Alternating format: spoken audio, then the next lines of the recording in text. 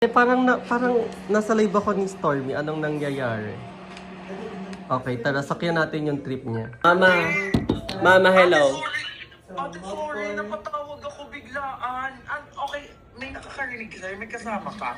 Oo ate, nagla-lock-in live kami nagla-lock-in save kami ng clips para tuloy-tuloy na yung live namin after end season. Ano meron ate? Ate kasi,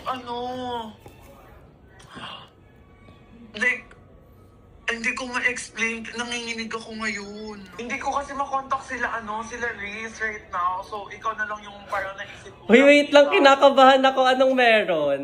Hindi, wait lang. Wait lang. Hindi, huwag mo sabihin sa iba. Bakit walang nakakarinig? Ate, kasi natalo ako sa sugal ng $500,000. Oh my gosh, seryoso ba? Oo, so, pero kasi, hindi lang ako makapag-cash in, pero may laman pa yung may laman. Hiram sana ako sa'yo 10K. Ay, gawa ko Alam ko mababalik mo yan. Okay lang sa'yo? Oo, legit. Okay. Promise? Isend mo na kung saan ko isa-send ma. Siguro better kung QR. Thank you, ate. Mag-sorry ka sa viewers kasi. Hindi ako nagsusuisgal.